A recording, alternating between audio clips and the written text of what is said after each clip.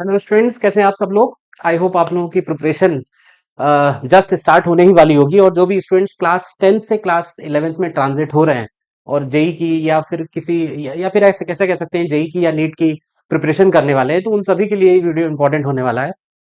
Basically आज का जो हमारा टॉपिक है वो ये समझना है कि जो स्टूडेंट्स स्कूल के साथ साथ जेई या नीट की preparation, let me focus on JEE only, ठीक है ना।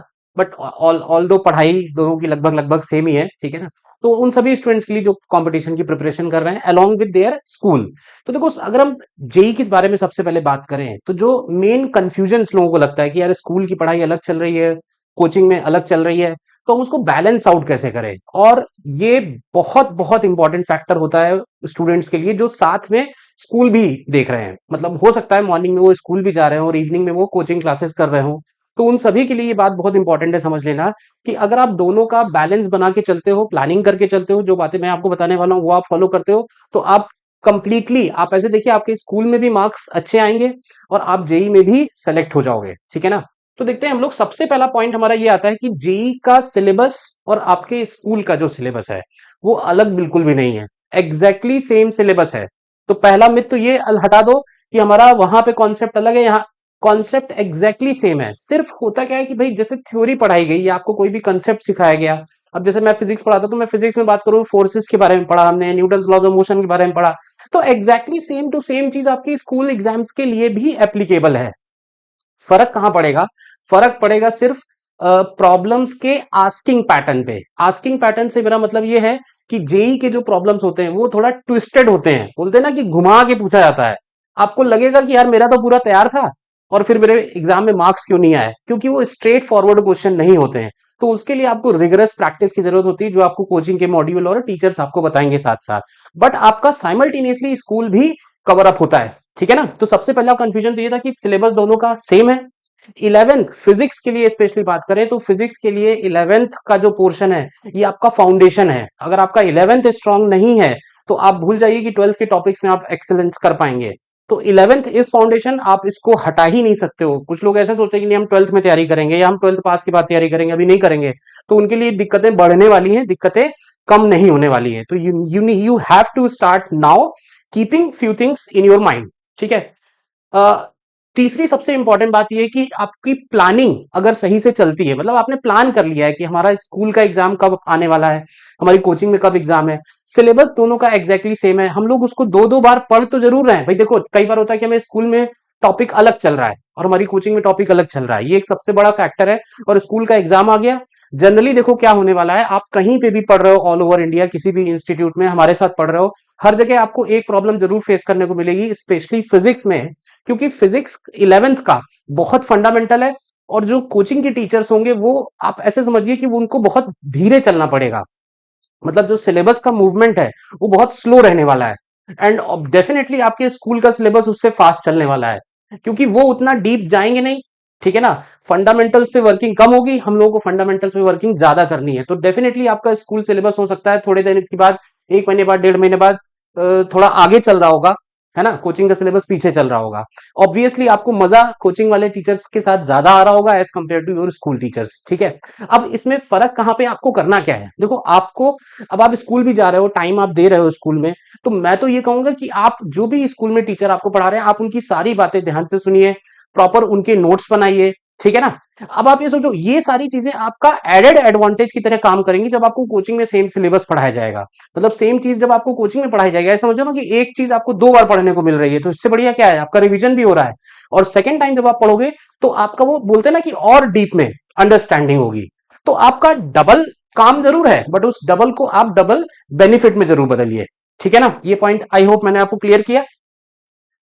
अब करना क्या है, देखो जब भी हम कोई कॉन्सेप्ट सीखते हैं तो हमको ये ध्यान रखना है कि हमारी कंप्लीटली लर्निंग एप्लीकेशन बेस्ड होने वाली है, ठीक है। यानी ऐसा नहीं है कि हमसे कोई पूछेगा कि डिफाइन न्यूटन सेकंड लॉ, ना तो ये आपके स्कूल एग्जाम में आने वाला है, सीबीएसई आईसीएसई में भी ऐसा कुछ नहीं पूछा जाता है डेफिनेशन बेस्ड, और ना ही जेई में तो ऑब्वियसली सवाल पैदा नहीं होता है। आपको समझने के ऊपर ज्यादा फोकस करना है। अब वो समझ जो है, समझना ऐसा नहीं होगा कि एक बार पढ़ाया गया कि आपको समझ में आ गया, आपको उसको डीप अंडरस्टैंडिंग के लिए ढेर सारे प्रॉब्लम सॉल्व करने होंगे।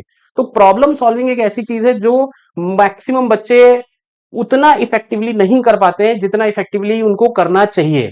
तो आपको ध्यान रखना है, आपका जब भी होमवर्क है तो होमवर्क का मतलब आपका प्रॉब्लम सॉल्विंग है। टॉपिक आपके स्कूल में और कोचिंग में एग्जैक्टली सेम है। आप देखोगे फिजिक्स में तो क्वेश्चंस भी ऑलमोस्ट ऑलमोस्ट सेम रहेंगे, सिर्फ उनका लेवल का डिफरेंस होगा। स्कूल के जो क्वेश्चंस होंगे वो थोड़े इजियर नेचर के होंगे, स्ट्रेट फॉरवर्ड नेचर के होंगे, सिंगल कॉन्सेप्ट पे होंगे। हो सकता है कि जेई के लेवल के जो क्वेश्चन हो, एडवांस लेवल के क्वेश्चन हो, उसमें हमें काम ज्यादा करना पड़े, टाइम ज्यादा देना पड़े। बट जो फंडामेंटल्स हैं, मतलब जो बिल्डिंग हमारी खड़ी है ना, जिस नींव के ऊपर, वो नींव एग्जैक्टली सेम है। तीसरी बात, जो बच्चे पढ़ने के बारे में बोलते हैं कि सर मैं तो स्कूल जा रहा हूं और मेरे पास टाइम नहीं बच रहा है ना, मतलब मेरे पास 8 घंटे नहीं है, 9 घंटे नहीं है, क्योंकि मैं मॉर्निंग में स्कूल गया, इवनिंग में मैंने कोचिंग की क्लास की, अब मेरे पास हार्डली 3 से 4 घंटे बच रहे हैं। तो ध्यान रखना, आपकी कंसिस्टेंसी आपको जिताएगी। ऐसा होता ही नहीं कि आप डेली 8 घंटे पढ़ाई कर पाओ, ठीक है ना।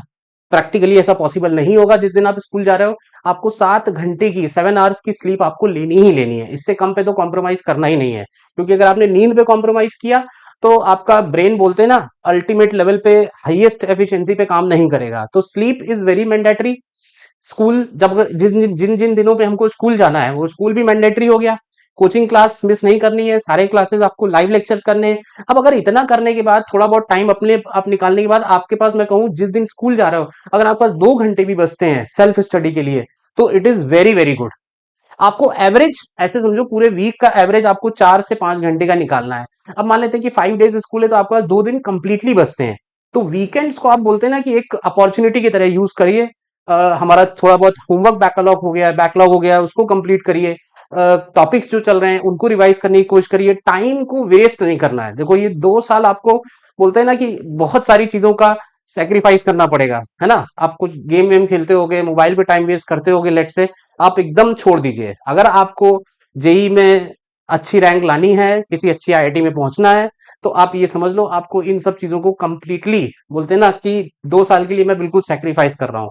जब तक आप सेक्रीफाइस नहीं करोगे, आप इस बारे में सोचना ही बेकार है, ठीक है ना। So it is very necessary. तो फाइनली मैं अ, आपको बता देता हूं क्या आपको करना है और क्या आपको नहीं करना है। बेसिकली मैंने आपको सारी चीजें बता दी।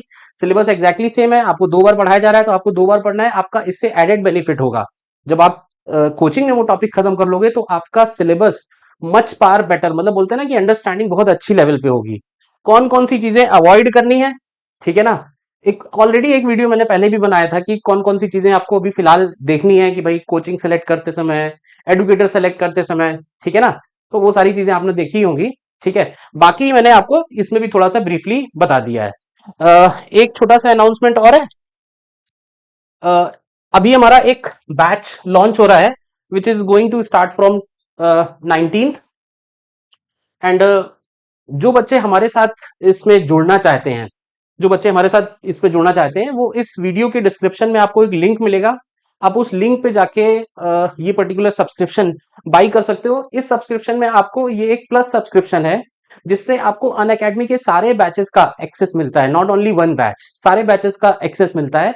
आप अपनी कन्वीनियंस के हिसाब से बैचेस ज्वाइन कर सकते हो। कई बार होगा कि नहीं, हमें किसी दूसरे एडुकेटर से कोई और सब्जेक्ट पढ़ना है, सेम एडुकेटर से नहीं पढ़ना, तो आपके पास वैरायटी ऑफ ऑप्शंस रहते हैं, ठीक है। सेम टाइम पे सारे सब्जेक्ट्स लग रहे होते हैं, तो आप किसी भी एडुकेटर को फॉलो कर सकते हो थ्रू आउट द ईयर। फिर बार बार एडुकेटर मत चेंज करिए, जिसको फॉलो कीजिए पूरे 1 साल फॉलो कीजिए। अदरवाइज ये वाला बैच आप ज्वाइन कर सकते हो, ठीक है। ये आपका कल से बैच स्टार्ट हो रहा है, तो हम लोग मिलते हैं जल्दी, ठीक है। Thank you.